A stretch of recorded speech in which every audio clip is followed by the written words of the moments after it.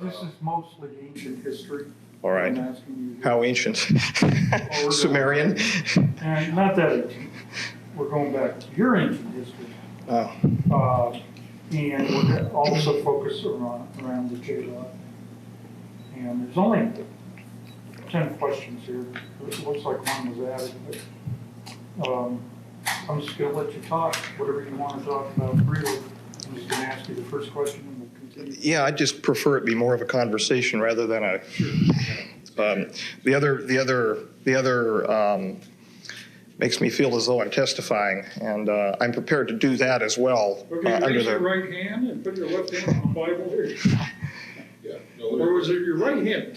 And as long as we're in a closed session, so help me God. Yeah, conversation is definitely the way to go. Yeah, I'm working on that subpoena. I talked to a big-time attorney, and we're talking different things, and we can discuss that at a different time. Yeah, he's a great guy too. He's a good guy. He's experienced at high level. As I was saying to Bill on the way over here, I was ordered to present a copy of my order to meet him at St. Mark's Square. That order contains an initial of a committee member, a coded initial of a committee member. From what I understand, there's currently a 17-16 split. This is mostly rumor around the community to forward a public acclamation program having to do with the Majestic 12 and the overseeing committee, the old 5412. Which is now basically called the Committee of the Majority, as far as I'm told. The questions are just to give us a little structure. Well, that's fine. That's fine. Well, that's interesting news. And if I say something or one of them says something, just answer. Talk. That's fine. Keep going between you and Bill. The lights are cumbersome, but that's A little much? Okay. that's fine. That's fine. That's fine. If you look closely, they're nice and red from looking through the scope all last night, so they can't get much worse.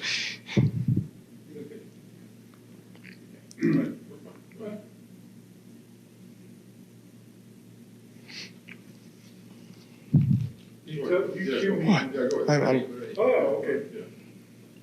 Okay, the first question, Dan, they want to know is, where did you work in the mid-90s, and how did you come to be employed there? Well, several locations in the mid-90s. I had some cover positions here in Las Vegas, which made me look like a good old-fashioned Joe. And in fact, I had some police experience at the late 80s. You're probably centering your question around the work for the government. In 1986, I was approached while working as an undergraduate student in Dr. Bert Bell Barbero's office in his parasitology laboratory, to be exact. I was looking through a scope at the time. Three gentlemen walked into the laboratory, closed the door behind them. There was 2 uniforms and a suit that were present. Both of the uniforms I would make as most probably being United States Navy. My memory of that one event's kind of hazy after seeing all of the suits and uniforms and whatnot. We spoke for a while. They asked me if I was interested in seeing the world and the like. I told them I in fact was. We went through several interview processes, not unlike this, and reviewed my background. I went through several background investigations.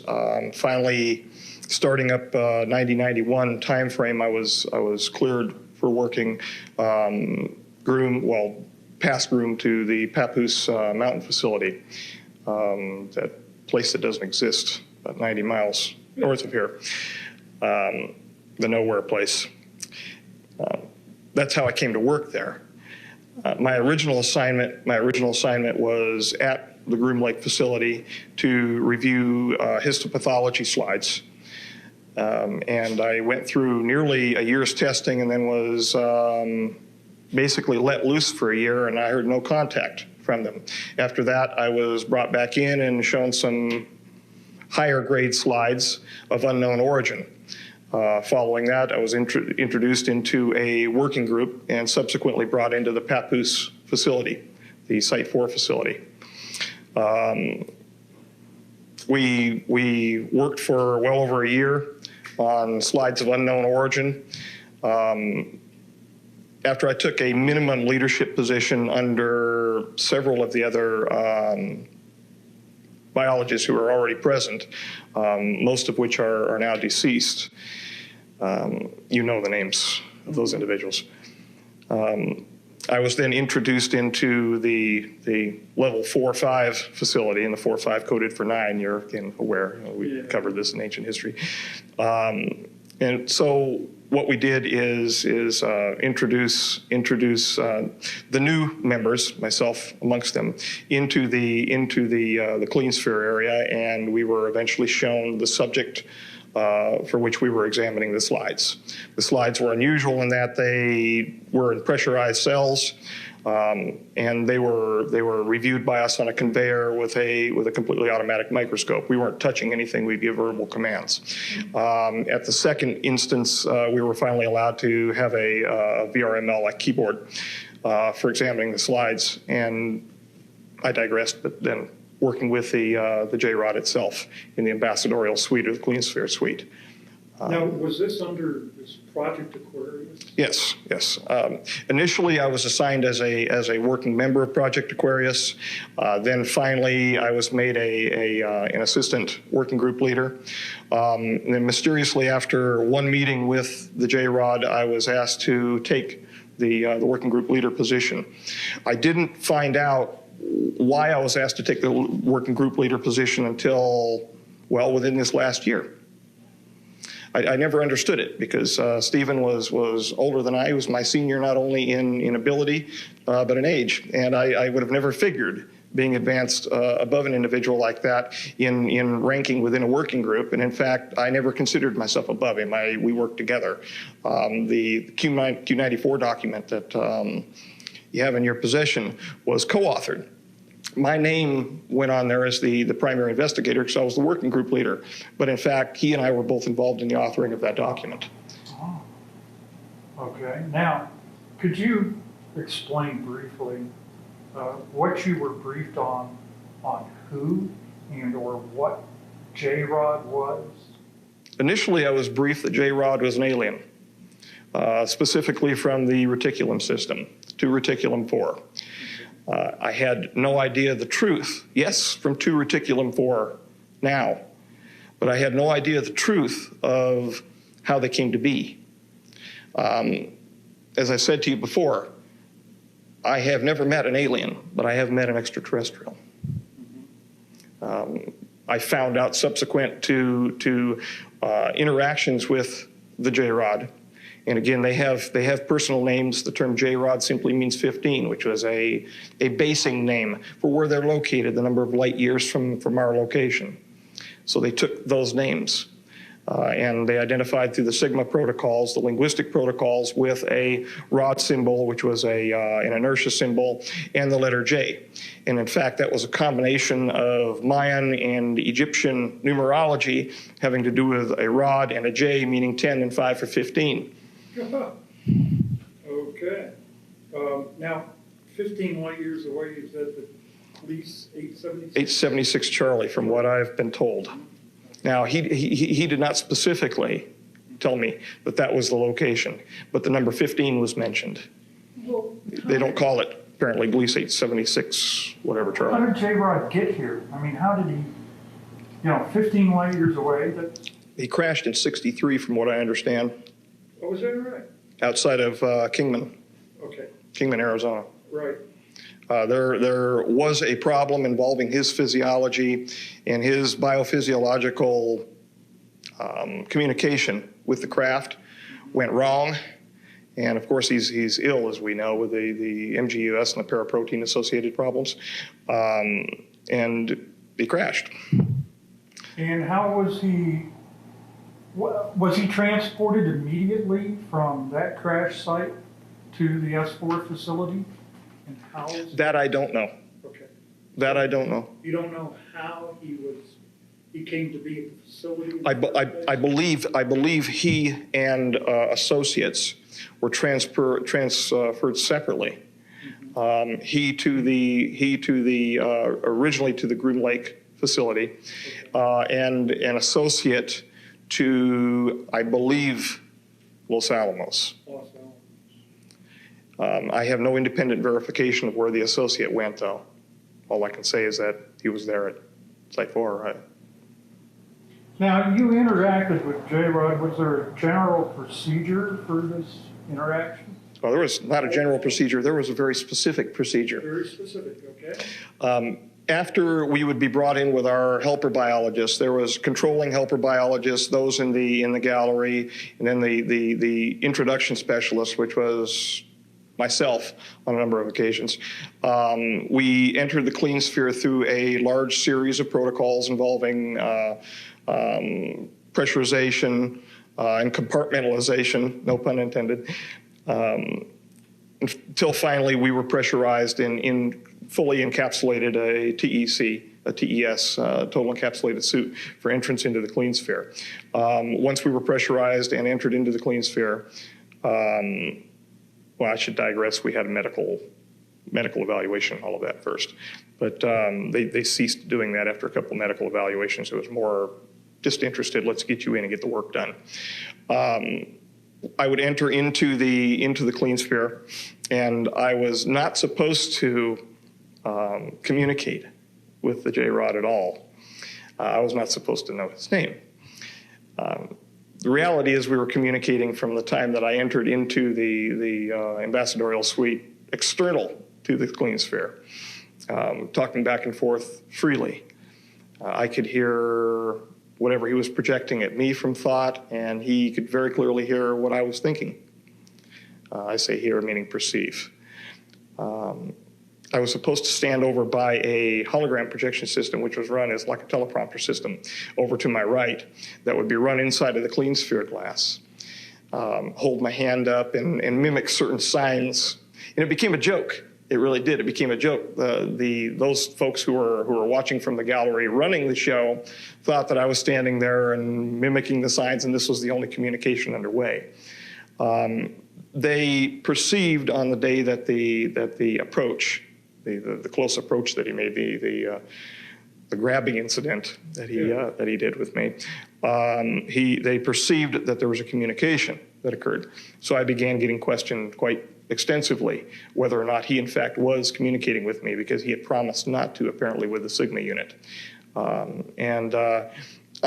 alluded to the fact that there was conversation underway, but I didn't talk about what it was until, of course, I was caught in my research protocol forwarding ideas that were somewhat different than what they expected, where they expected my private research was going to go, and this is much later.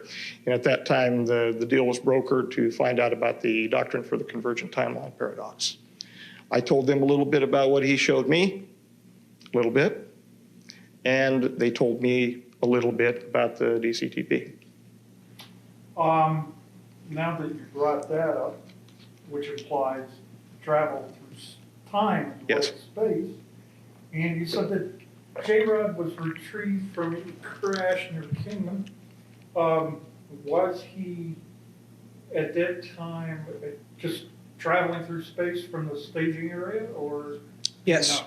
Yeah, okay. Yes. He wasn't doing any time traveling at that point? No, not as far as I'm aware. Okay. Not as far as he told me, no.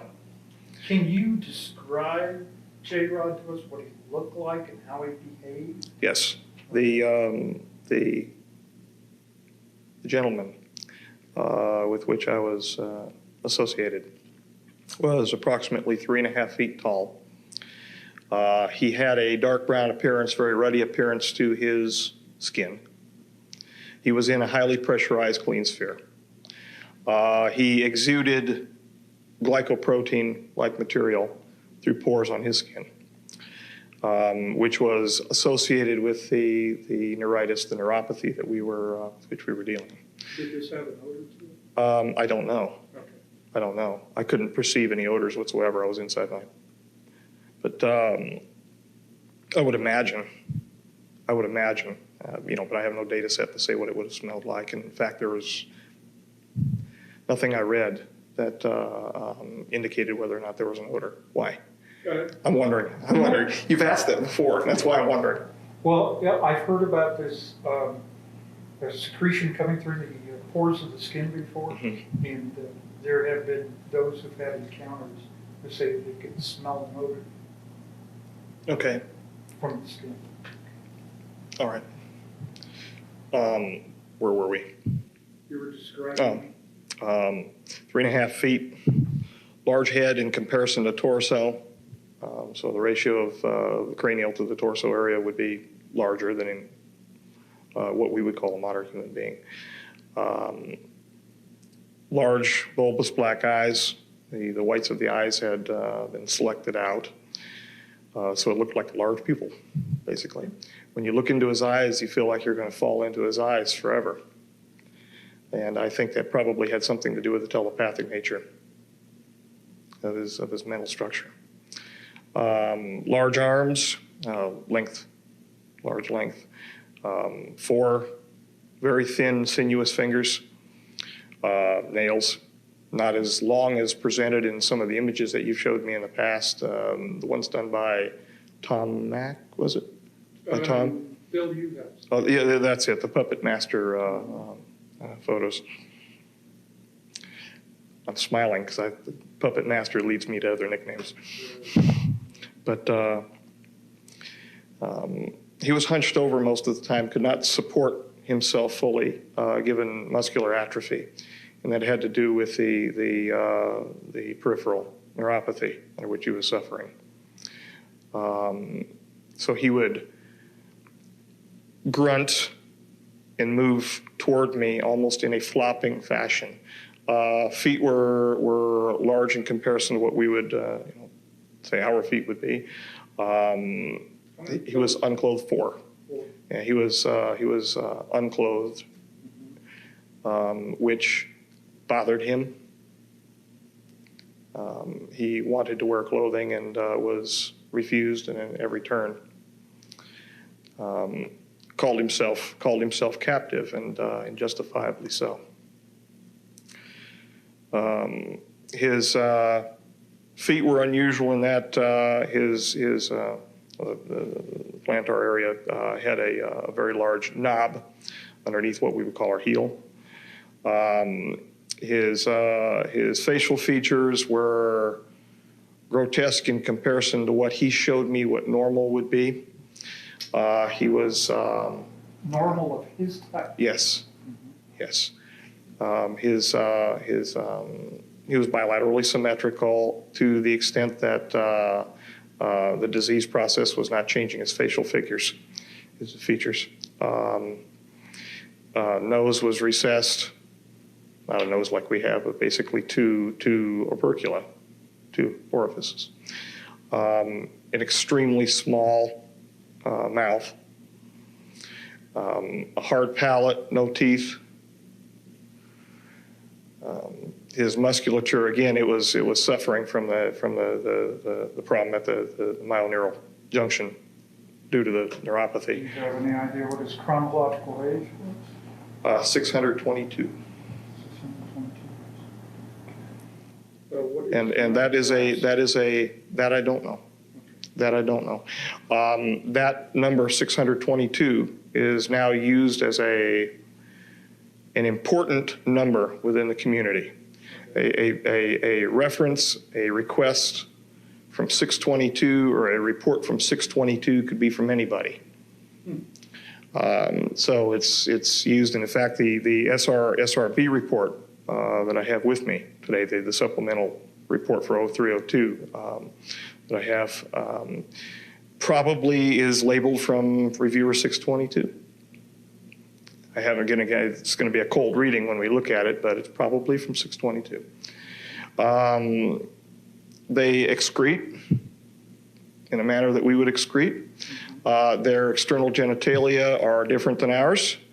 The females have somewhat like vulva, but they have a clasper situation. The male has a male clasper, the female claspers. And if it looks like a disc with rectangular solids that are rotated into position. for clasping at the inguinal region. They do have internal fertilization. Now, this was something you read because you didn't see a female, did you? No, this is something he showed me of his wife. Oh, internally. Yes. And how was that image presented to you? Did it appear? I was inside the image. You were inside the image? That's what it felt like. Like virtual reality? Yes, everything that he showed me when this was the incident. When he projected it into me, it felt like I was there.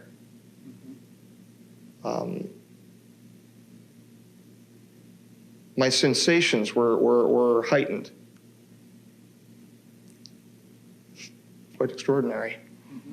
Was there a background perceived? Was she in a domicile of some sort? Again, excuse the pun, a gray surrounding, very, very dull, drab surrounding, almost like a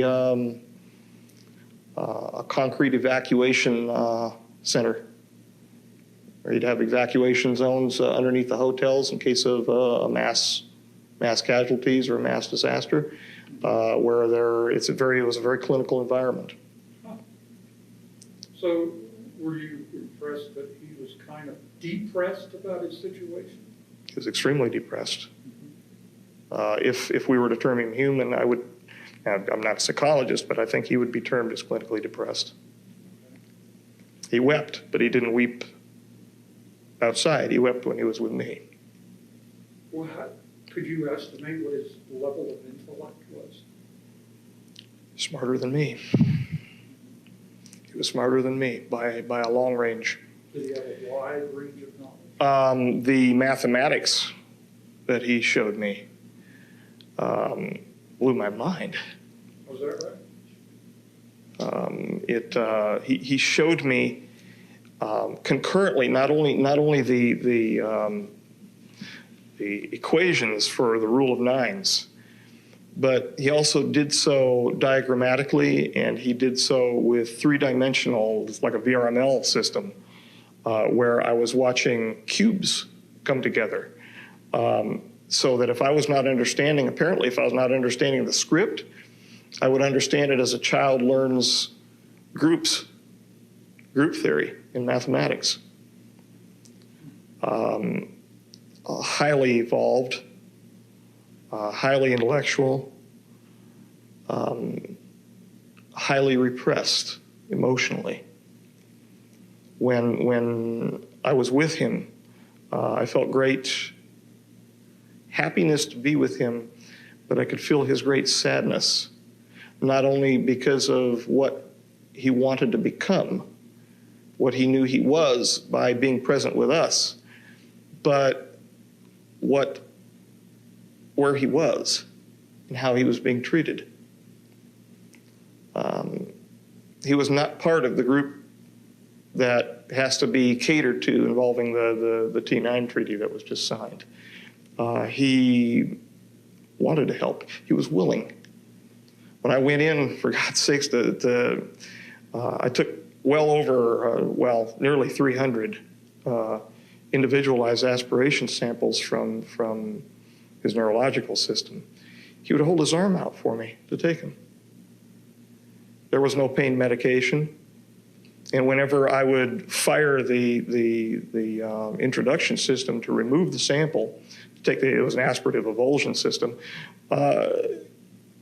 he would cry, and then he would just stand there and look at me. There was a suction. Yes. Yeah. In fact, I would bring the sample after the initial removal from his tissues into the introduction system, and then approve it and move it from there to one of the helper biologists. Usually it was Robert, outside of the clean sphere, and then he would move it from there to be handled under our normal protocols. It was a level 5 past our the BMBL system. He'd just stand there and take it. So, do you feel the communication that he established with you when you were in contact with him, could he extend his communication over any distance? 60 feet, 60 feet? definitely 60 feet. Okay. Because it was 60 feet from the center of the clean sphere to the introduction ramp going down into the ambassadorial suite. So at least 60 feet. So you don't feel like he's been in communication with you since that time? No. Okay. Was it selective in some way? Was it willfully selective on his part, who he wanted to communicate? Yes. Yes. The folks that I'm sorry. The folks that wanted to find out what he was saying to me, they knew darn well that he was communicating with me after a while, because I was smiling. I couldn't help it, because we were actually joking back and forth. And, you know, they didn't know. They didn't have any clue. They didn't have any clue what he was saying. So it had to have been selective. They certainly wouldn't have pressed me like they did after I woke up from the big attention scenario. I woke up outside of the clean sphere. I was drug out of there by Stephen. He finally got a secondary suit on and drugged me out of the clean sphere. No, they had no clue. They had no clue what he was saying. I'm sure of it. They were extra rough in removing my plug and my catheter and all of that business after I got out of the TES. Yeah. One of the things that I want to ask you now, departing slightly from this subject, we're going to ask this last question, then we're going to take a break, okay? And then we'll see where we go from there. But I'm smiling because I'm envisioning the lack of the lights. yeah, okay. But everybody's Yeah, don't like this at all. Why? And of course, you're going to have to restate this again. Why are you talking to us now? What is your intention in telling us about this, about your involvement? It's multifocal. It's multifocal. There's several reasons. The largest reason is not the most important reason. The largest reason from a personal perspective is to step out from under the Black Ops community and retire. I'm ready. I told you before, I can see myself walking along a pond and not being bothered by anybody except for maybe a bird here or there and taking a sample and just taking my time and looking at it for fun, for enjoyment. And you're worried about your health, right? Well, my health is degrading. There's no doubt about that. The heart disease that I have is in fact degrading my health. Time is coming. I don't know how long that is, and of course that's within God's providence. So you'd like to maybe have some freedom, to have some Yes. time of your own. Yes. To go to Walden's Pond or something, right? Study the life. Disappear at Walden's Pond. Right. There are other reasons too. You know, without yelling the poor me scenario. Yes, people have a right to know. I mean, that's, you know, other folks have screamed that. Some of them, I think, real. Some of them phony as a $3 bill. Yes, they have a right to know what is going on. They have a right to know because this is their future. Or maybe not. And it depends upon our wisdom or lack thereof. This gets me thinking. The one thing that we've heard from the Brookings Institution study, the famous clamp study, was this would cause a great social upheaval. It would destroy our social bonds, our religious bonds. And in fact, I know I'm digressing, but I ramble. Every time an individual is approached with the issue of, would this destroy your faith?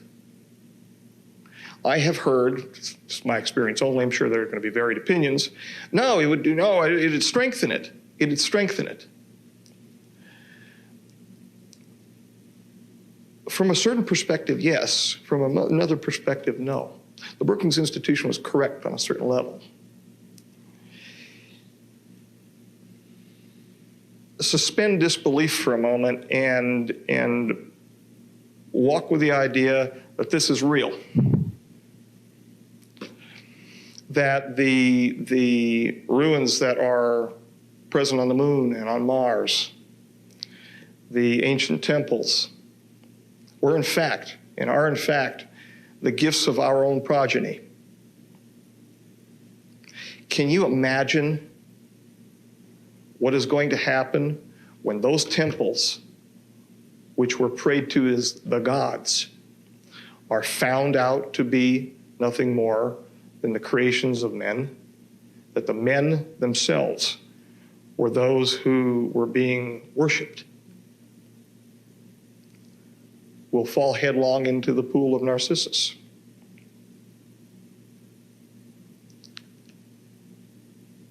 And maybe that's a good thing. Maybe that's a good thing. Maybe we'll find truth, love, God, in something other than buildings and stones and marble. Maybe we'll find out who he really is. Or she, it, or just us. Can you take a break? Please. Take 5 minutes, yeah, take 5 minutes and talk about what we just talked about. Yeah. I missed a little bit about the clean sphere entrance in terms of suiting up, preparing yourself. You did mention the medical exams, which faded out after a while. Right. But in the other tape, we talked a little bit more about some of the mechanical specifics, just to give a better image of That's fine. what it's like for you to do it. That's fine. Okay, that was The one. introduction gantry, the swinging The hose. swing system. goes up. Yes, those things. Yeah, they Just all visual, and I'm interested in the Dulce facility. Uh, Tran, what you talking Hold about. on. One thing at a time. Okay. The other thing is We can wait. that might be pertinent to what you just did, what you just spoke about, was what you were looking at slide-wise prior to knowing what the unknown origin material was, what its origin was. Sure. You know, just what was you looking at All right. without You revealing. want me to get into the microbial? Well, maybe just a general statement of what that was, what, All right. what you thought you were looking at. Just to give us a little That's a good one. You know, I had no clue, and in fact, they brought in who we got on our side, a biochemist to turn our attitudes around. And after about a year, he didn't turn our attitudes around. He finally joined us. And finally said, no, we can't do this without finding out the origin of the tissue. Right. We needed to find out. See, we were dealing with it. We were dealing with a situation where it was in vitro.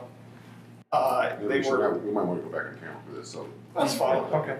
And the other thing that I think you made a very good statement about why you're doing this. I wonder if there's anything else we can do for you, anything else you can say that is of value to you that we can record for you, as far as what you hope to, how you hope to get out, what it is about. I mean, you said it's your health and a number of other things. I'm just wanting to put it to you that if there's anything else that comes to mind that you'd like to add in that regard, in terms of what it is you're trying to accomplish. Because I know I would like to tell our elected government what we're doing.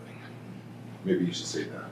You know, I mean, Under the appropriate circumstances, because there are military applications that need to be handled in a very careful manner. for example, For example, I understand. and those issues we're going to be extremely careful about here today because they should be taken with great care, Of course, our objective, which including the military applications for Lotus. I know that we're somewhat constrained for time today. Well, how much longer do we have? It's only 16:37. How much time do we have? We've got time. Okay. I have to be back at 1900. 1900. 7 o'clock. 7 o'clock. Okay. Okay, we have plenty of time. All right. Fine. Okay. Good. We're not in All a right. rush. Well, what I wanted to do is the only other thing I'd say was we're trying to focus on, and it's been great so far, it's been very focused, very, very central to the J-Rod interaction. We felt that was the best way to introduce you to our next stage. Right. Now, we can talk about anything we want, we got plenty of tape, as long as you can stand the lights. You know, I beyond the three things I just mentioned, anything you might want to bring up. Do you think So that in thing is real? order, Do you think that thing is real? What's that? That piece of paper you showed me, the letters. I don't know. See, we spoke about another individual who has a heart condition. I figured that it was a need to know. It was a need to know basis above that. I didn't figure that there was direct. See, and the rumors coming at me about the potential for public acclamation, that would be for him, those initials to take back as the hero in this situation, because he loves playing the hero. And you show me a piece of paper that says ordered to remain. Ostensibly, that's what it meant. Ordered to remain in the capacity, which means that there is a greater loop. I've had the chance to speak with the individual one time, and he was funnier than hell. He really was. I heard that there was a transcript involving that got out. In fact, I was shown one time. The first meeting, the one where I bolted, the one where you scared the hell out of me, not as much as you did today, but in a little more relaxed circumstance. I infer their use, and I've seen the sales of the word bird refers to PPE. Mm-hmm. I infer the use of the word clock refers to the timeline paradox. Mm-hmm. I would buy that. Before we, let's talk a little bit about the things we just discussed. What was it that you thought you were looking at when you were looking at these slides of material of unknown origin? Well, prior to meeting J-Rod. we were looking at extremely minute microglial cells. We knew that they were eukaryotic. However, they were unusual in the sense that their cytoplasm and their internal organization, the organelle structures were fused, such as dictyosomes to mitochondria, things like that. And we had no idea what we were looking at. The original contention made by the individuals next to me was that we were looking at some type of biological warfare material, an intermediate, and they had more experience. They have more experience than me involving such matters. So, and being that I was new, I was letting them take the lead. That's great. Now, let's talk a little bit. The second one was, tell us a little bit more in detail about the physical aspects of preparing for an entry into the atmosphere. Fine. Well, we would undergo a medical examination, at least during the early time frame of the introductions, the 92 time frame, 91 to 92, when we were doing introductions. We had regular systematic medicals by a physician. Following that, we would be suited, well, we would be catheterized, plugged, and suited. Communication apparatus was placed on our heads. We had a cooling system set up. It was, for all intents and purposes, it was a spacesuit. It was a total encapsulated suit, something like what you would find in a NASA facility. Not so much something that you would see, well, for instance, at USAMRIID or CDC, that type of level 4 suit. It was more of a regular space-type suit with joints. We were suited up, we were pressurized, and then walked with our cooling system and our hosing down a ramp into the ambassadorial suite. Following that, we were led up a gantry which had been moved into position by the clean sphere, which had been previously rotated up through an iris through the floor. He was held actually below the ambassadorial suite level, and that was raised up as needed. What they did with him down there, he didn't say, and they didn't tell me. It was not a need-to-know issue. Apparently, they dealt with the cleaning of the sphere and all of that down there. The regular housed animal maintenance, as they treated him. We would be led up the gantry. The hoses would be hooked into an interior system inside the doorway, which was exterior to the clean sphere. And it was called the exterior system, in fact. But when we would be let in, the door would be closed, and we would be pressurized inside of the gantry. Following that, there was a drum system that was set up. Once there was an equal pressurization between the gantry and the clean sphere, we would then be told to proceed forward. I would raise a hand in acknowledgement. We were not supposed to talk at the time at all because nothing verbal around the specimen, around the J-rod. Why, I was never told, but we were not supposed to talk around the J-rod. I moved the drum system and re-hooked a secondary set of hosing inside the clean sphere, checked the pressurization, and once that was done, the door to the clean sphere would be closed behind me, and I would presume that the pressurization remained the same in the gantry. Following that, I would do my business inside of the clean sphere involving contacting the J-rod and removing the samples. And what was the reason you were removing samples? We were removing samples to attempt a treatment, a full diagnosis and a treatment for a paraprotein-related monoclonal gammopathy of uncertain significance type disorder, which had various attributes to it, among which were a cocaine type presence to the J-rod, cocaine syndrome type presence, and certain genetic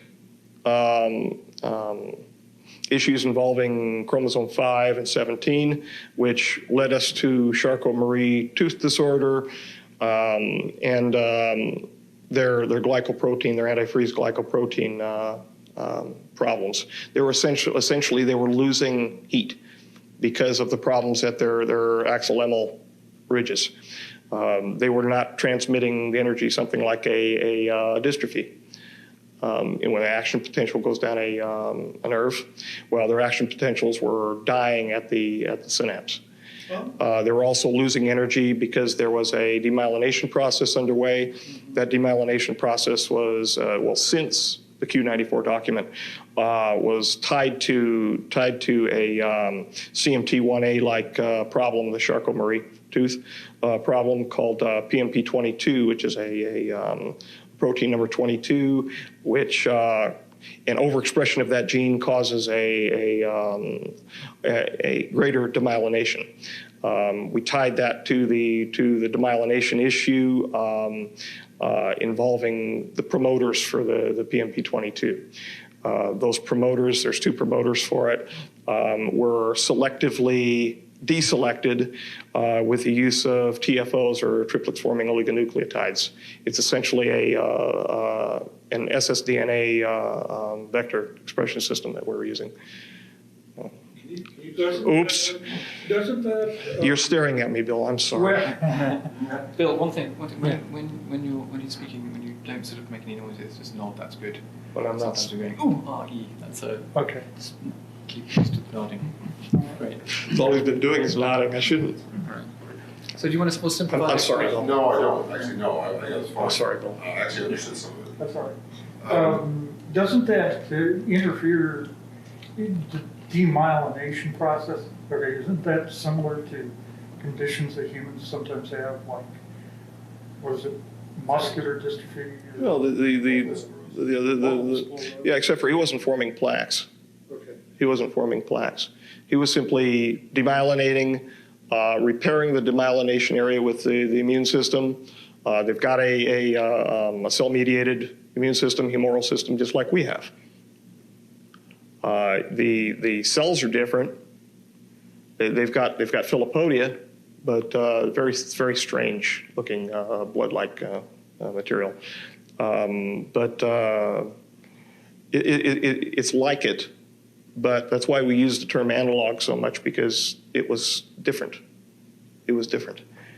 Can we talk a little bit about some generalities around the building in which you worked, the sort of, you know, how many floors it was, or where it was located, Sure. how you got there? You want an experience of Site 4, watch the Andromeda strain.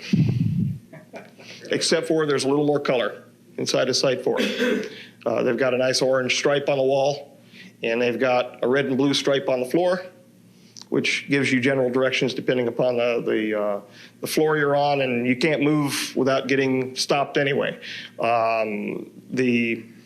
Now we're talking separate to the groom facility here. I'm aware of several floors at the groom facility, and then finally the majority of the hot stuff was taken over to Site 4. We're talking 4 basic levels. The first level, and they're coded 4.1, 4.2, 4.3, 4.4, and then finally where he was stored as 4.5. And that 4.5 designation was painted on the wall for him because 4 and 5 is 9. That's why, in fact, they built 9 hangars on the Galileo and Sidekick levels, the 4.1 level. The 4.2 level contained the looking glass, Alice's glass. In fact, outside of the door for the major facility, there's a white rabbit with a clock. A very large, it's a statue that's probably about that tall, and it's held above the doorway. It's wired above the doorway. The looking glass, I find out, is one of the ERBs. It's an Einstein-Rosenbridge promoter. It uses some form of, this is found out, Jesus Christ, in the last 2 weeks. Like asking the right questions there, I guess. It's composed of a spherical, spinning, arced, rectangular solid matrix of nickel, cadmium, and barium. There is a spinning disk underneath it, which is supercooled. Into this is injected into the center of these spinning, and I'm not a physicist, spinning disks, is injected an argon gas. Into that is injected some type of repulsion matter. It's a gravity repulsion matter.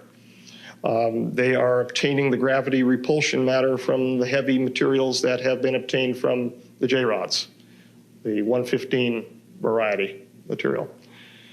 And apparently when they bombard it with enough electromagnetism, this stuff repels gravity and it turns into some sort of exotic matter.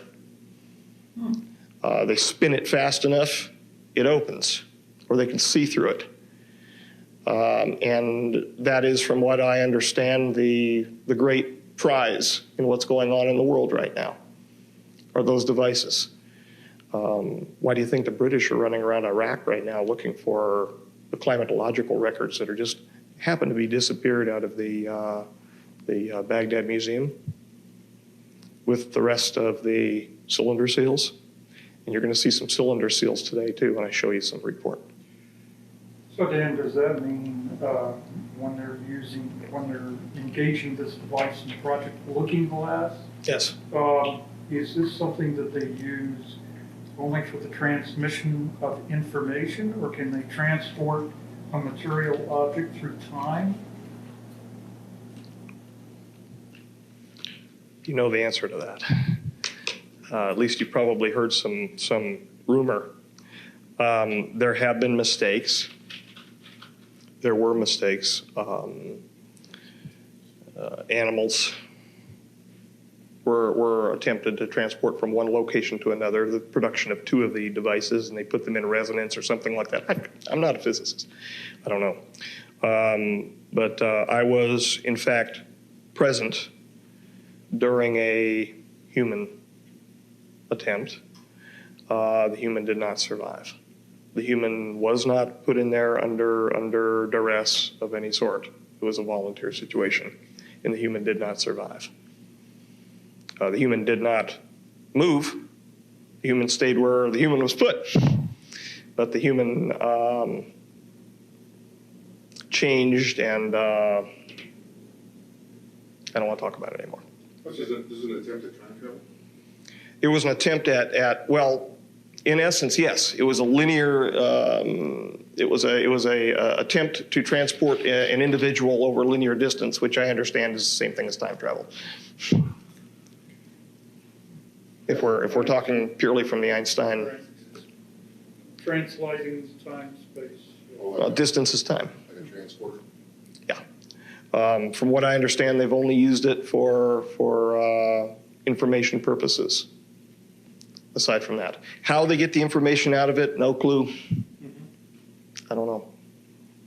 What specific information they've obtained, I only know of one piece of information, and that is the rush, why the rush is underway to get Lotus done by the 2005 deadline. That in fact this group of J-Rods that are not complying with the wishes of the committee and the wishes of the rest of the J-Rods and the associated brothers, to put a clamp on them so that they stop their influence within the political structures of our government, including the financial structures.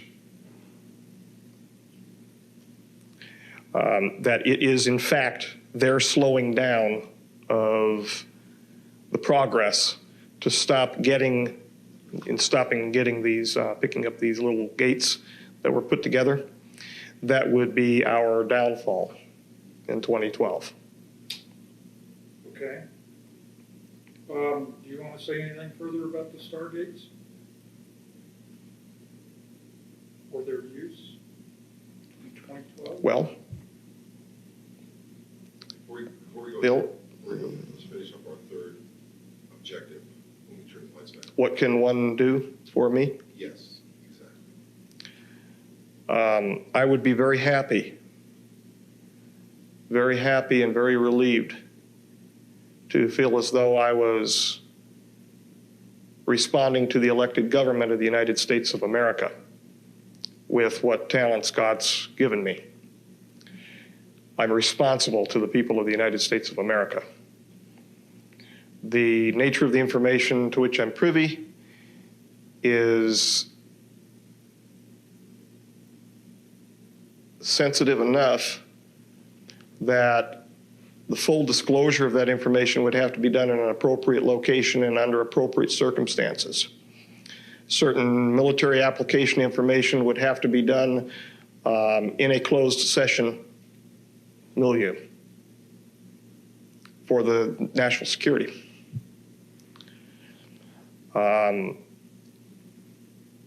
As I said to you at the Luxor, the Congress knows it's not in control. They know that this is a train, a wild train out of control. And they want that control back. They're not stupid. They know that there are things that are going on down the hall from them that they can't fathom. They deserve to have that back in their hands because that's what they were elected to do. And if we care at all about what's left of our Constitution, they deserve to have that in their hands. Aren't we the masters of our destiny in our country? Aren't we supposed to be? Yes, sir. Supposed to be. Okay, yeah, let's break for a minute. And you have a question, Jordan? I want to do a recording. Yeah, okay. Right. You want a break? How you doing? You go to school. Good. So far. All right, good. This is nothing to do with I hate these lights, but I'm fine. Just a little bit longer. That's something we need to get. I expect, no, that's fine. I expected the largest light I would have would be a CRT. I was comfortable with that too. I'm quite interested in if you could describe for me sort of what it was like when you were first introduced to J-Rod. You actually sort of walked in, presumably that he was in the clean sphere and you were kind of taken into that part of the facility. What was your reaction when you first saw it?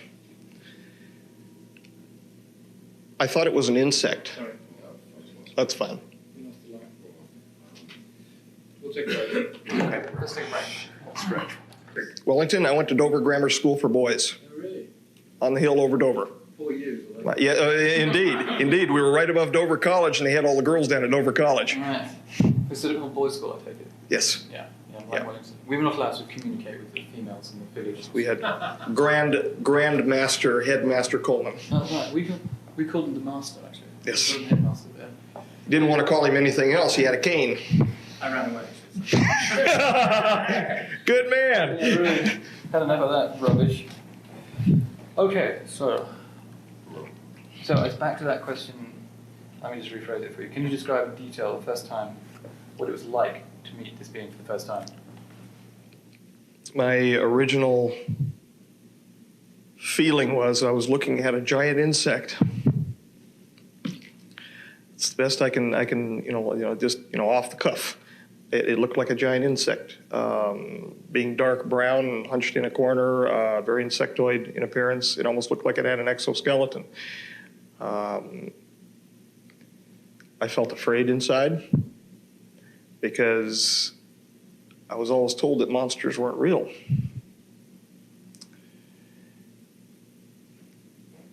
And now I find out they are, but they live in the heart of men. It was fear, excitement, complete astonishment, because honestly, I thought we were dealing with some sort of monkey, something like an old world ape or the like, but indeed it wasn't. That's what my feeling was. I'm not going to lay on and talk about how intellectual I was at the time about it. It scared the hell out of me. What in terms of actually when you first confronted with the idea that it was, a non-human being, an extraterrestrial, something not of this world?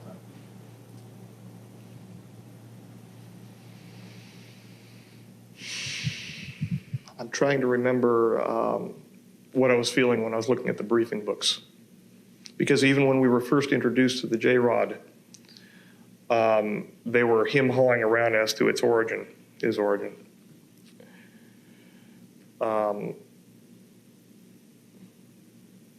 Poppycock.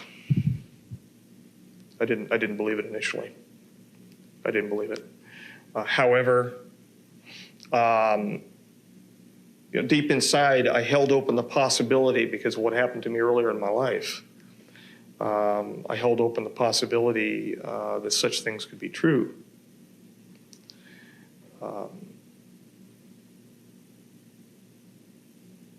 But wouldn't happen to me, put it to you that way.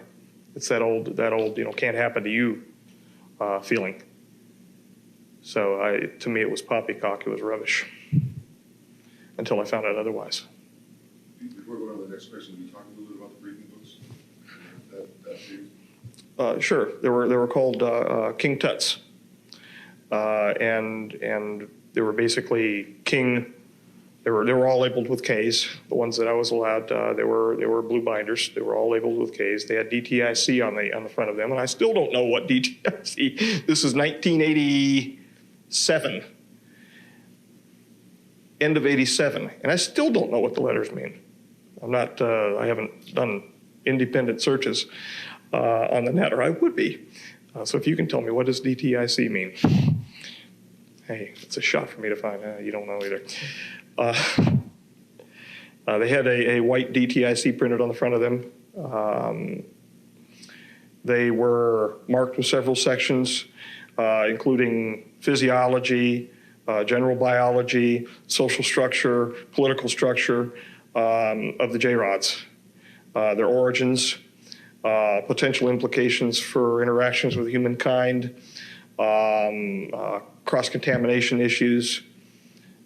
They were full of as much information that I could take in during the times that they were allowing me to read them.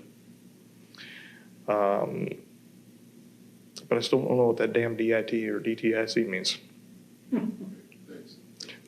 Yeah, they were called King Tuts. They were update books.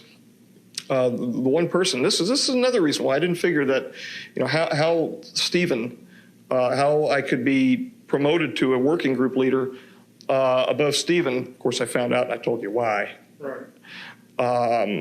At the time, because he kept the updates. He made sure that all of the King Tuts were updated. He did the briefing films that are still resident at Site 4, or at least the last visit. So, the man of that importance, I couldn't figure out why. But again, that's moot now. What was actually in these briefing documents? I mean, can you explain a little bit of the detail? Sure. Close-knit, very well-ordered society, one which is numerologically based, one which speaks to others that were called brothers, that I now find out are those who left on a spiritual path to another location, to the famed U.A.P of Orion, the Epsilon Orionis area. Head-to-toe physiology, including real autopsy photographs, not the Santilli kind, but the real autopsy photographs. He can't sue me for that, I hope. He won't raise his head probably, but that was disgusting. The Brookings Institute paper was present, as well as several position papers clarifying the Brookings Institute. However, each of these that I was allowed into, they had separate folders and they had separate clips within them inside these 3-ring binders. And I was told which numbers I was allowed to open up. And they were given to me on a card, and those are the ones that I was allowed to review during the times that I was allowed to review them. Most of the stuff, they had everything from military applications, the physics of the craft, and I couldn't have cared less. I was more interested in taking in the biology issues. Just doesn't interest me. Aside from the fact from the biophysiological interface between the hand, mind, and the craft, because they have on their hands a number of pads, and there are open nerves which are protected by various glycoproteins, and those glycoproteins are selectively pushed forward or sucked back via capillary action, or they can be through an active fashion pulled back, and it kind of pulls a viscous sheath back and allows the J-rod to have direct interface with the craft. That interested me, although most of it at the time, and still some of it now, I have no understanding of. A lot of it has to do with electronics that I don't pretend to understand.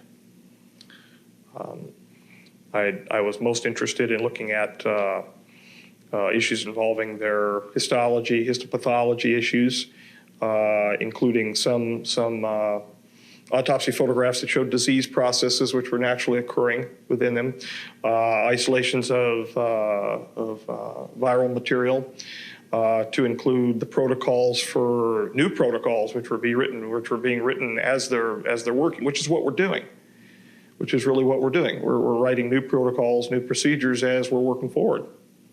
All of the old standbys are there, everything from electrophoresis to, anything. But we're writing new protocols as we're going, because this is not new territory. This is, pardon the pun, alien territory. How many beings have we had to work with? I only met one. I am aware of possibly 3. From the reading, and at that time, again, I was so stunned by what I was doing. A lot of it was getting by me. When I read the word extraterrestrial, I tunnel visioned. And when I finally believed and understood that it was, in fact, an extraterrestrial, numb. Okay, thank you. Just want to ask you a question about the telepathic communication, the nature of it. What is it actually like to communicate with one of these beings telepathically? And what do you hear something in your head? Do you hear images, see images, or? I could hear my voice. No, you can hear yourself think. So you can use the film. Sorry. Habit, looking at the people there. I could hear my voice. However, the cadence, the affect was something that distinguished it other than me.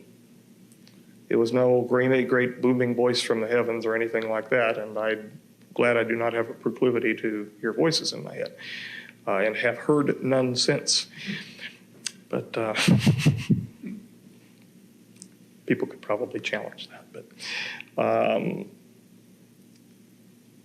I could tell that it was somebody other than me, and I could tell because I felt drawn toward the subject that was sending the communication.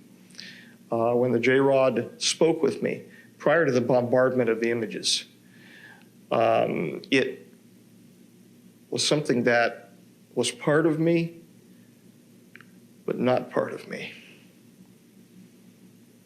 I actually felt non-resident for a moment. It was almost an OBE type feeling. And then I could feel myself pull back and experience the sound. It was physical. It was more real than touching an object. And that's the only real time that I felt anything, more physical than physical. Is there a sort of conveyance of emotion during these communications? 100% emotion. If he was upset, I could feel his pain. It got to the point where, as I was doing the needle introductions, I could feel what he was feeling. So as I would inject the needle under the integument and find my proper location prior to removing the sample, I could feel the needle entering him.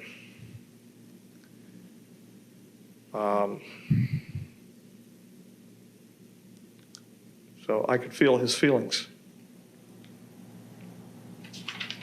Were you aware of Bob Lazar anytime when you were there?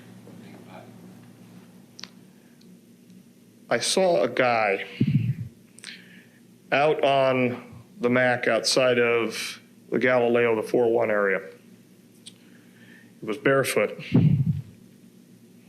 And he was just standing, staring off in the distance. This is as we were coming in on the helo.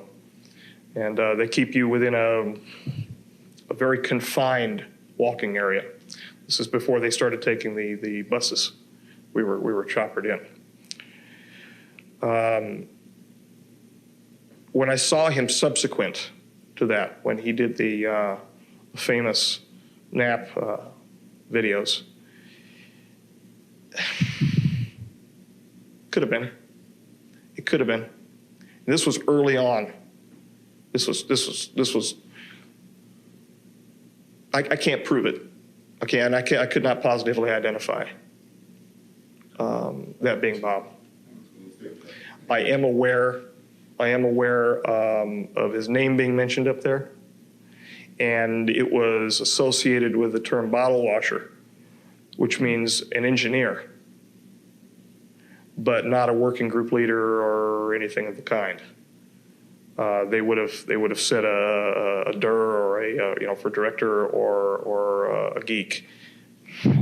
I was called a geek, but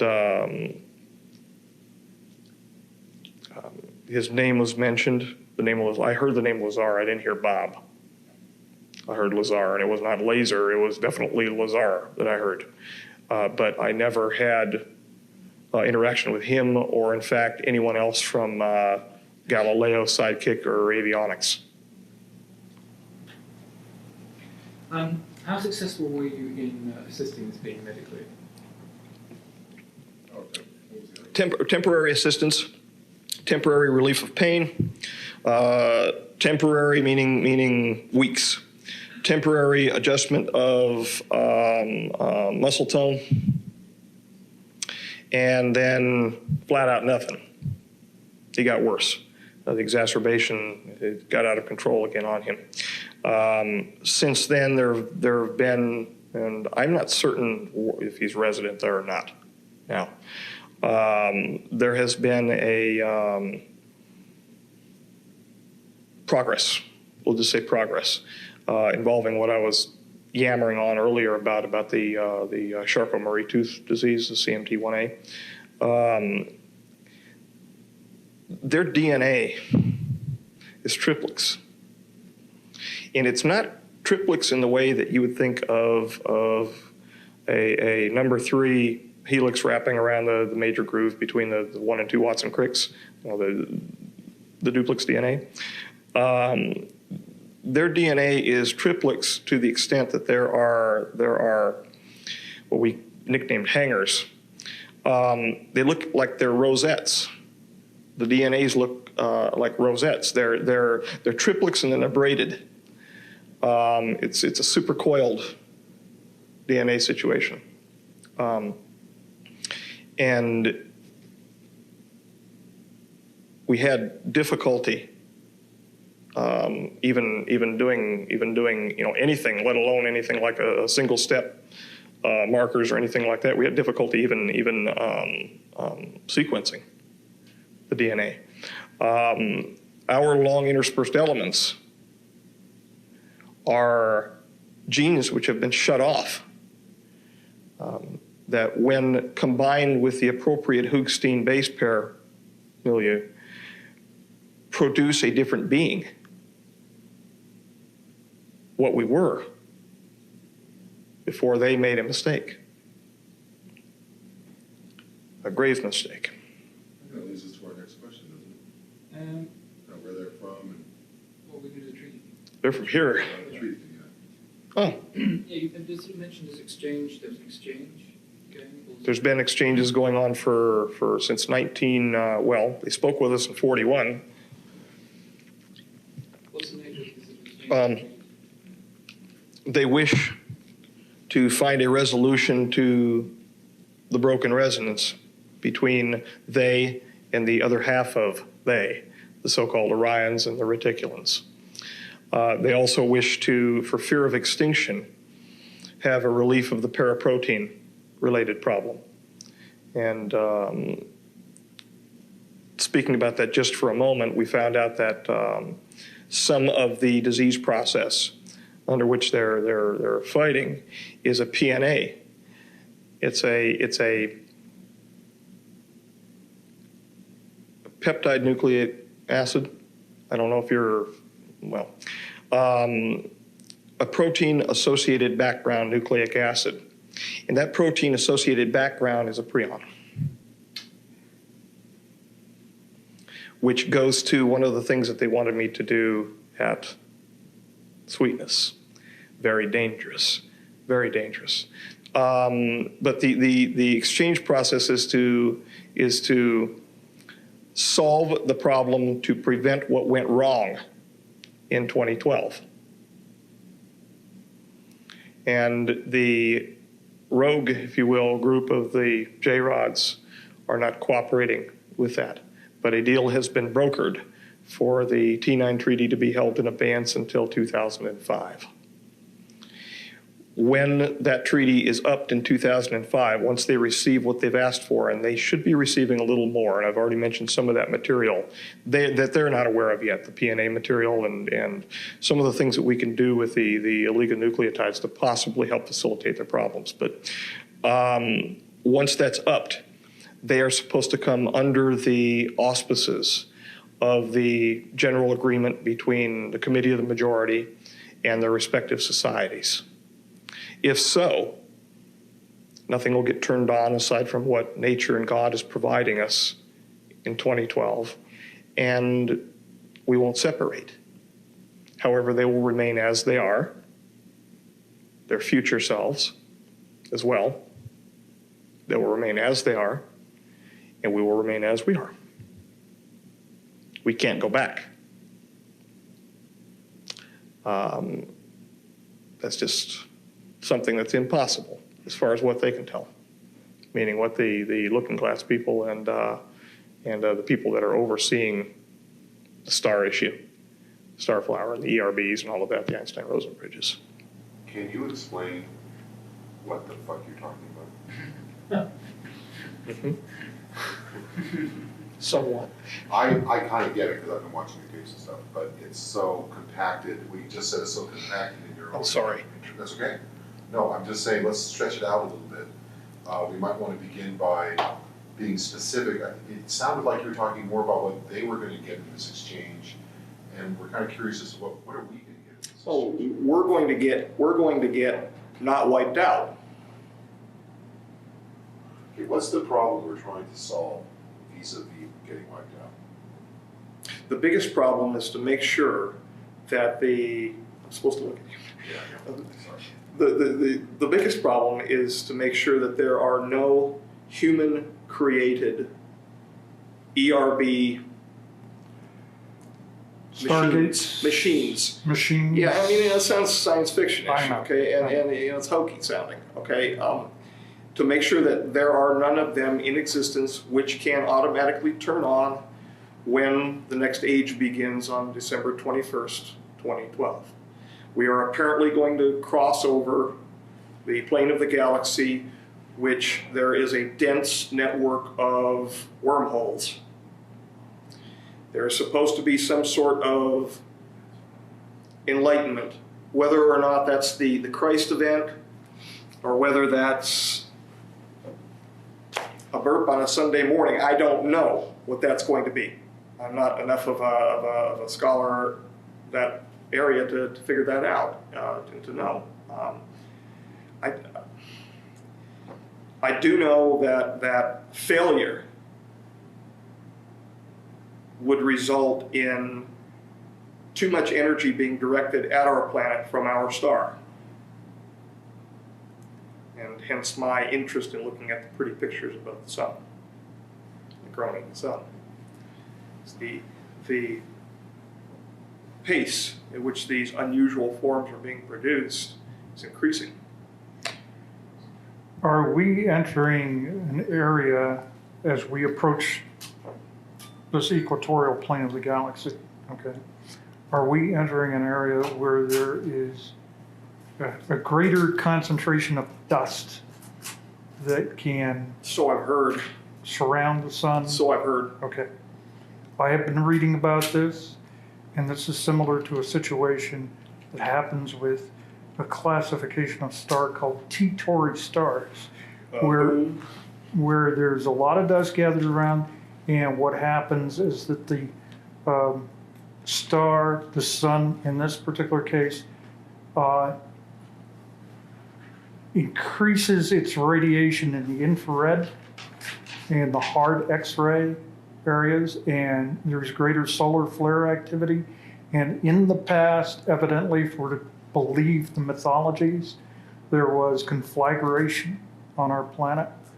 So would we be in danger of a heat and conflagration? That would make sense, and that sets well with what I heard, yes. Okay. That is what we're in danger of, that, as well as a large electromagnetic burst from the sun, which will upset our electromagnetic, our poles. Right. Now, what they're calling ERBs, okay, now called wormholes. We'll talk about the wormholes. You're talking about we're talking about natural, there's a number of natural occurring wormholes. There are a number of nodes on the planet, from what I'm understanding, that naturally are sensitive electromagnetically. I don't know. Okay, they're naturally sensitive to the space through which we pass. Okay. These nodes activate spontaneously when we pass through them, or can be struck with electromagnetism and be temporarily opened. And what happens if we use a machine to open an artificial wormhole? Well, it's two different things. Okay. One, they're trying to put, well, they have been putting, in fact, Saddam did put two of them together in Iraq, which conformed to the ancient cylinder seals, which are now missing from the library or the museum in Baghdad. Obviously, somebody looted them. But they went to Tinian Island, by the way. That's where they went first. After that, I've got no clue. But they were looted by the best. Put it to you this way. Now, haven't you been investigating a site where there is a natural Indeed, Frenchman Mountain. Frenchman Mountain, and your work continues on Frenchman Mountain? Yes, it does. Yes, Okay. it does. Our remote viewing unit first brought the notion that this could be a wormhole situation. Yes, we've employed remote viewers for it. Since then, there have been occurrences at the mountain that are far and afield from the research that I would be doing for the Lotus. There's two separate things, just absolutely two separate things. I originally went there with a team to do an endosymbiotic research program. I was trying to nail down, you read Lynn Margulis's book about the Acarian mastodon. I was trying to nail down information about that, and also I had presumed that we were from panspermia. So I was looking for an artifact. I was looking for an artifact that might interact selectively with ourselves, and fell into the issue involving the Ganesh particle, etc. But we had a flare that passed across the surface of some algae during a test. And we just found out, by the way, that flare, and it's included in the report, that flare is associated to the speed that a Ganesh particle passes. So it was a Ganesh particle. It was actually overly flaring on us that day. But it was on the May 31st visit of 2001 to Frenchman's Mountain. Okay. If you have access to more reports than I'm aware of, anyway. I don't remember the report number, but. Can you articulate for us a little bit more in specific detail about the relationship between future and present for these beings? We're in a chimera. Can you talk a little bit about that? Mm-hmm. Just the basics. What we see, for instance, I mentioned earlier ruins on the moon and Mars. You're aware I was involved in, probably you're aware that I was involved in Inca City research, so-called Inca City.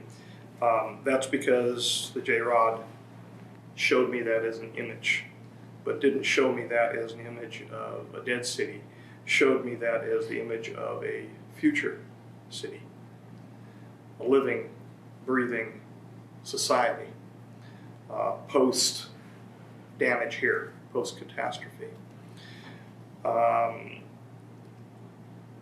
We are literally looking at things that are present, but according to a linear timeline, haven't been built yet. Now, if that isn't confusing, say you want me to explain what the hell I was talking about, if that is not confusing, it confuses me. You're the best guy for the job right now. Tell us. Look with lights.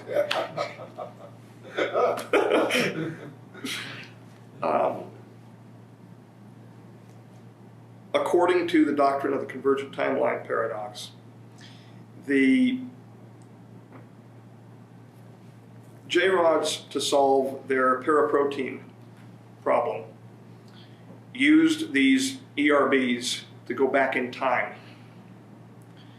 And some of them were worshipped.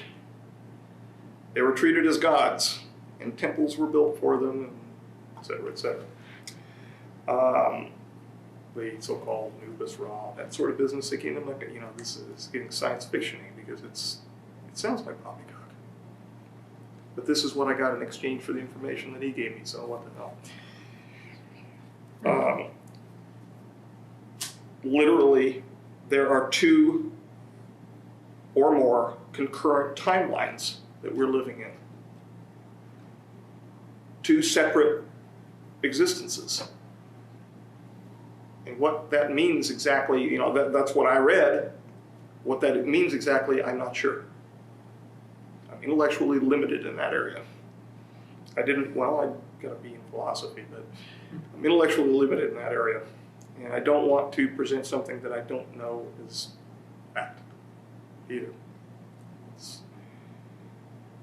That would be not right. But to solve their problem, they messed around with us even earlier than earlier when they had been treated as gods. They went back, treated as gods, went back before. In other words, they can apparently select the timeline. How they do that, again, no clue. They manipulated our original DNA and removed a single strand from us. This made us able to mate with another experiment which was underway at the time called Neanderthalensis. And yes, I know there is no genetic evidence concerning the mating between the Neanderthals and the other brand, if you will, of our kind. That's because all of the genes have been turned off. Any of the unusual mating sequences aside from retroviruses that tagged along were turned off as part of our long intermittent sequences. They're part of the great repeats. And in fact, the Neanderthals, take a look at the number of long interspersing elements that they have in their genome, and that will bear out what I'm saying. I think there's a new article in the new scientific special edition, Scientific American, by a woman anthropologist who says her research shows that Homo sapiens did mate with Homo neanderthalis at some time. Okay. So, I mean, whatever research she wrote about seems to bear out what you're saying. Well, it has been believed that the crossbreeding mismatched our chemical and our structural architecture neurophysiologically, and that was one of the primary promoters for the problem that the J-rods now suffer. That Yes. But I had mine security because in case right. it wasn't. We're kind of wrapping up, and we're kind of in the middle of trying to have the opportunity. It's a good opportunity to talk about this time. And you were talking about going two different points of going back in the past, one and then one earlier. And what we haven't gotten to yet, though, is sort of a general description of what we're talking about here, in general terms. What the doctor Right. This is ostensibly for the public. It's the paradox of killing your grandfather. It's the paradox of killing your grandfather. If you kill your grandfather, do you cease to exist? Michio Kaku, from what I can glean from his work, would say no. Would say no. It would cause two separate universes, two separate time streams. But in accordance with the doctrine that I read, his theory doesn't take into account that those two time streams could occur simultaneously. That the reality could be mixed, which is why there are so many confusing data sets involving everything from fossil finds to strata. Why there are so many conundrums involving the speed of planetary formation. There was a recent thing out that I had read about a planet being formed in a very short period of time, much shorter than what they had accounted for the accretion theory. And the way that it came through to me was it was a keystone DCTP flyer, because I'm in on some of the loop, no pun intended, that these things are happening simultaneously. That a planet can form at one rate and the reality can mix such that we can perceive it having formed at a separate rate. And go back and look at it another time and have another perception because the realities are actually mixed. And they're also now saying that the Earth appears to be older than they thought it was. Mm-hmm. And its age, I have no clue. One would have to ask the Almighty. You could look at something, are you saying that you could look at something one day and measure it, and look at it the next day, and the measurements can be different because a different timeline is then come into play? Yeah. And biologists, chemists, well, natural philosophers call that error.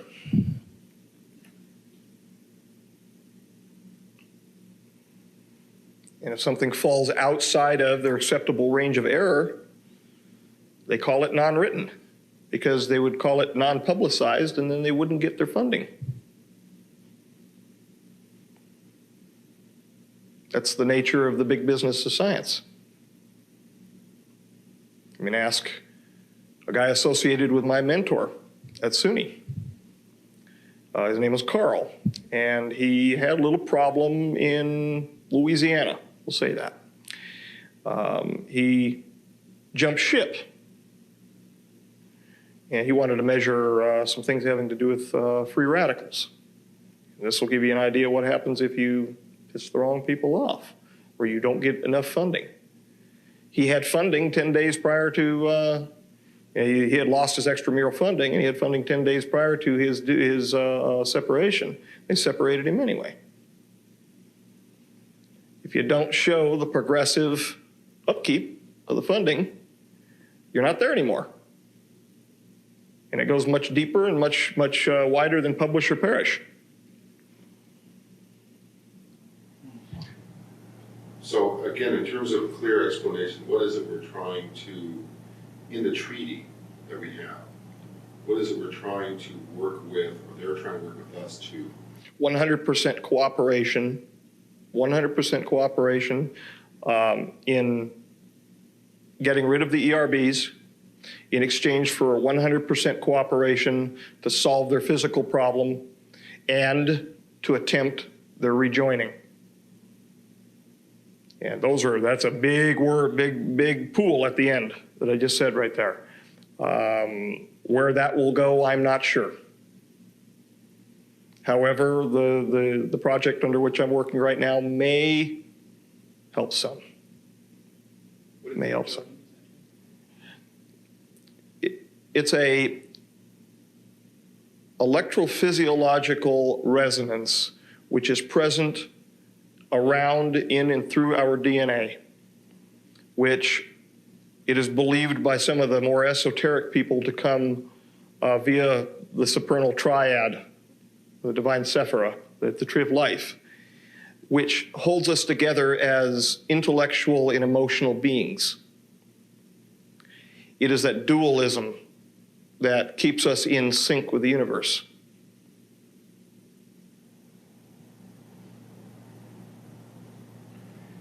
Could you say a little bit about your sort of current conditions and where you're working now? Anything on that, sort of what's going on with you at the moment, work-wise? Well, as in environmental, my environment, I am in an environment of I'm not going to get personal with the issues here.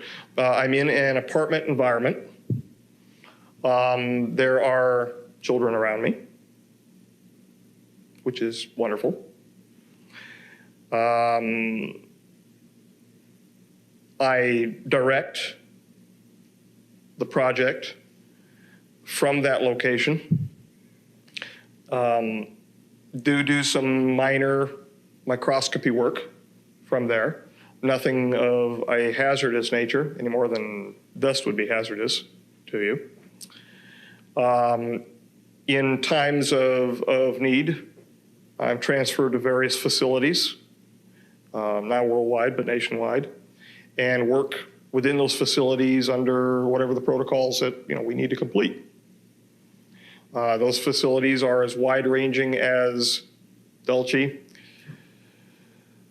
the Shady Rest, Site 4, the Groom Lake facility, Brookhaven, the Los Alamos area, the T5 section proper, and recently in this little event in Alamo Canyon.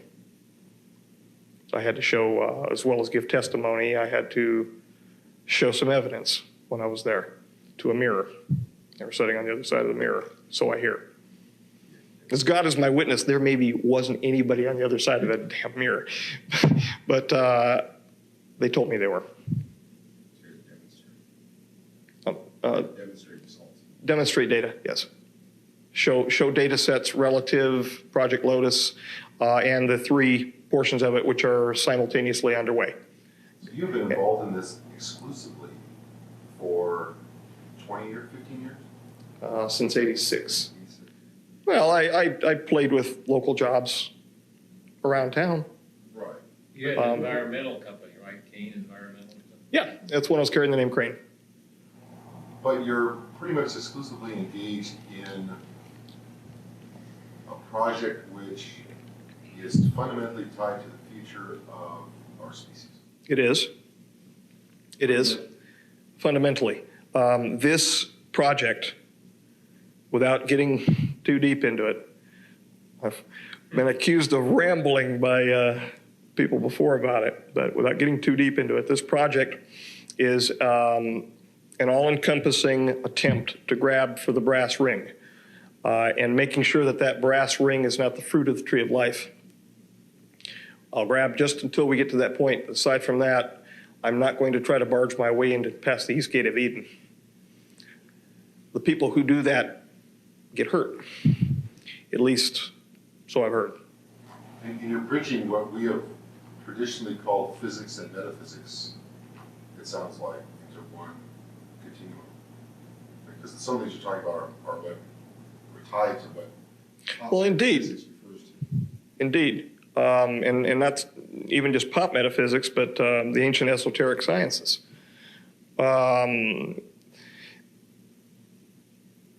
For millennia, we've conceived of the supernatural and that supernatural's interaction with humankind. What we are seeing in this project is that it's not so much supernatural, it's natural, and it's been there with us all along, and we just haven't taken the time to look. In fact, our procedures have been mutually exclusive. Laboratory procedures have been mutually exclusive to find what we found.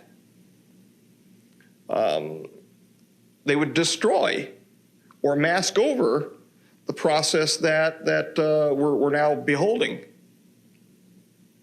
These particles have the ability, in essence, to bend light. And in the report, you'll see a series of images that show clearly where the particle is changing into the shape of a yeast cell, Saccharomyces cerevisiae.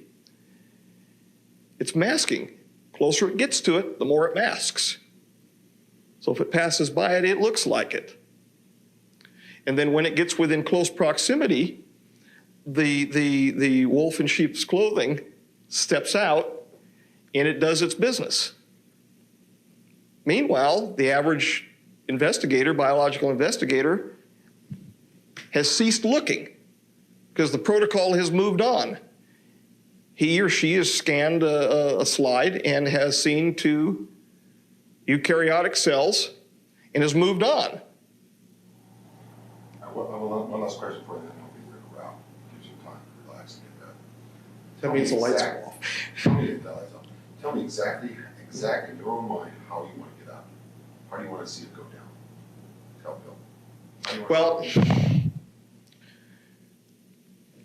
First of all, that's a deep question because I don't know where this is, how this arrangement was made today. Neither do I. So getting out is a loaded term right now. I don't know where it's going to go. But what I do foresee is if that same elected government is interested in the information, I do see myself providing that to my elected government as I've been sworn to do so. Now, whether or not I'm prevented from doing so, we'll find out. Again, we all have to go sometime.